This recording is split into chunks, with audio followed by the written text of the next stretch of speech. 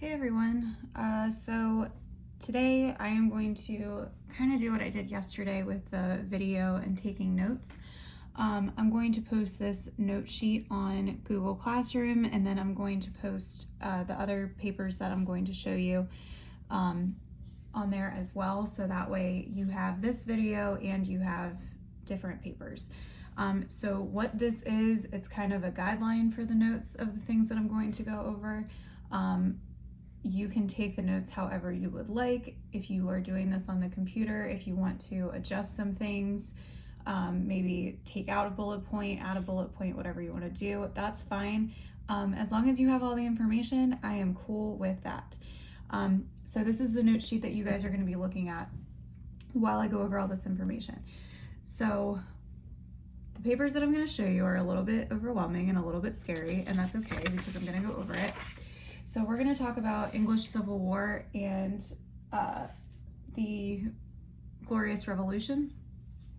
And these are points, very important times in English history. And in order to kind of follow it, it's easier if we go based off of a family tree. So like I said, I'm going to take a picture of this and I'll put it on Classroom so that way you can see this as a whole instead of just me maneuvering under the camera.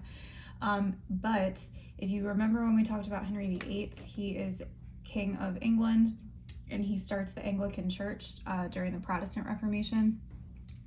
So he is Protestant. He has a daughter, Elizabeth. Elizabeth is Queen of England from 1558 to 1603, and she is also Protestant. So then her first cousin is Mary, Queen of Scots, and she's Queen of Scotland from 1542 to 1567, and she is Catholic. So this is important because her son, James, becomes King of England and Scotland because he's the only heir to the English throne. Elizabeth dies without getting married. She dies without having any children. So the next in line for the throne is James I. So he becomes King of England and Scotland, and he is Protestant. So what you'll notice throughout all of this period of time, throughout this family tree, the power is going from a Catholic leader to a Protestant leader to a Catholic leader to a Protestant leader. So it kind of goes back and forth. And this is very important to a lot of people. So mainly this whole idea of having a Catholic versus Protestant leader is the biggest issue during this period of time.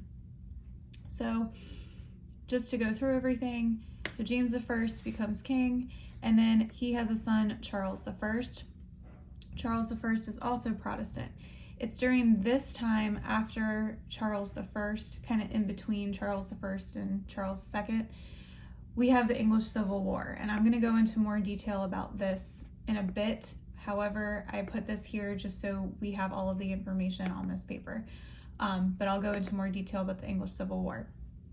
Charles I marries Henrietta Maria from France. Fun fact, this is why our state, Maryland, is named Maryland, because of Henrietta Maria, Mary, Maryland. So Charles and Henrietta Maria have 3 children. They have Charles II, who is Catholic. Henrietta Maria is Catholic. Charles I is Protestant. Charles II is Catholic. James II is Catholic. And then Mary Princess Royale is Protestant. So they have 3 children, different religions. James II has 3 children that come into play here. He actually has a lot more children than 3, but I'm not going to overwhelm you with a family tree. So he has James Edward, who is Catholic, and Mary II of England, and she is Protestant. He also has a daughter named Anne. Anne is Queen of England, and that is why we are called Queen Anne's County, because of Queen Anne. And then Mary II marries William III of England, and yes, they are first cousins, so that's pretty gross. So they get married, and then they rule together over England, and they are in the head figures of the Glorious Revolution. So they established rule of law, which, if you remember from government, is no one is above the law. So this is the family tree, and I'm going to reference back to this as we go through English Civil War and Glorious Revolution, but I will also take a picture of this. So first thing that we're going to talk about is English Civil War, because this happens first. So during this period of time, this is called the Age of Absolutism, which, if you remember, we've briefly talked about this. Absolutism is a period of time where all of the power is coming from the monarchy. All of the power is coming from the government. So it's a period of European history in which monarchs successfully gathered the wealth and power of the state to themselves. So they are ruling with an iron fist, they are ruling with absolute power, and they do not really listen to Parliament, they don't really listen to their people, because they believe it is their God-given right to rule. That God-given right to rule is called divine right, and that becomes a huge issue during this period of time, and we're talking about 1642 to 1651. So an absolute monarchy is a monarch that rules the country free of laws, and this is really, really big in Europe in the 16 and 1700s. So if you remember from my family tree, we're starting here with Charles I. Charles I is the son of James I. He is a big believer in divine right and absolute monarchy. So he says it is his God-given right to rule. He doesn't have to listen to anyone else because God chose him. He is the person between the people and God. So he refuses to discuss ideas with Parliament. He's very strict. He says he's above them, and he tries to enforce the Catholic religion onto England. And England at this point is, the majority of them are Protestant. So he tries to force Catholicism on all of these people. So because of that, we have two groups of people that fight against one another. So the first group is the Royalists, or the Cavaliers, and this is mostly made up of nobles, and they support the king and the idea of divine right, mainly because they're nobles, they're wealthy, and they will do whatever they have to if Charles gives them money and a lavish lifestyle. So then they are going against the parliamentarians, or the Roundheads, and then these are all of the members of Parliament that want more power in Parliament and less power in the monarchy, and they are fighting against Charles I. So this is led by a war general named Oliver Cromwell. Oliver Cromwell overthrows Charles I, and he executes him and establishes the Commonwealth, which is like the government that they still kind of have today. It becomes kind of like a military dictatorship because he's a war general, so he rules it with an iron fist. There's no king, it's just him. The life is very harsh. There's a lot of strict rules. They're not allowed to go to the theater. They're not allowed to do sports. They have to really follow religious rules. So when Oliver Cromwell dies, Britain decides to go ask Charles II, who was exiled after his dad was executed. He was kicked out of England. They write him a letter and say, hey, can you go get him and bring him back, because we want a monarchy again, because this actually is kind of bad. This is really strict, this is awful, and we really want Charles II. So they bring him back from exile to take over.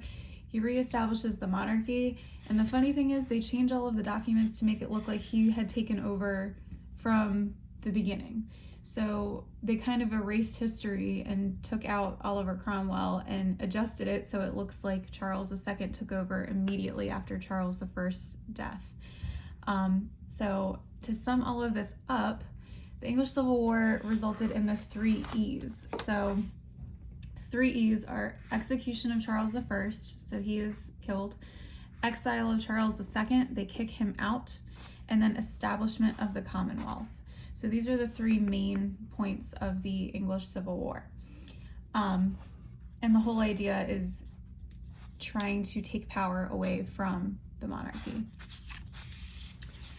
So now we're going to talk about the Glorious Revolution. And the Glorious Revolution is from 1688 to 1689. It is not very long. And it's called a Glorious Revolution because it's bloodless, and it also establishes rule of law and puts a limited government in place. So it takes power away from the monarchy. So let's go back to our handy dandy family tree. We're talking about Charles II. So Charles II is a well-liked king, so he's the one that they brought back from exile. He's well-liked, however, he dies and does not have any heirs. So the next person in line, because he does not have any children, is going to be his brother, James II. So James II is Catholic, and the Protestant people that live in England at this time are not really jazzed about the idea of having a Catholic king take over.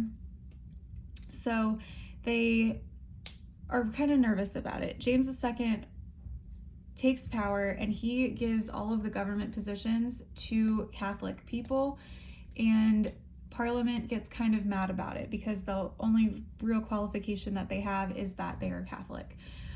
So the Parliament and a group of Protestant nobles were really concerned about what the future of England would look like under this rule, because again, James II had a son, James Edward, who was also Catholic, and they were nervous that once he died, James Edward would take over and then the country would stay Catholic. So they reached out to his daughter, Mary II. Sorry, I keep going back to this paper. They reached out to his daughter, Mary II, and her husband, William III, and asked if they would come to England and overthrow James and take over the government. So the deal with that was that they would have to sign a document saying that they would give up total power once they did that. So William and Mary led a non-violent coup to dethrone and exile James II. So they kick him out and take over. And they agree to sign the English Bill of Rights, which is a document that completely ends the idea of divine right, and it puts limits on the monarchy and limits the power of the king. So the English Bill of Rights has 5 main things that it does. It limits the power of the monarchy. It establishes rule of law, which says that no one is above the law, not even the king. It establishes separation of powers, freedom of speech, and then ends divine right, which is that God-given right to rule that we talked about.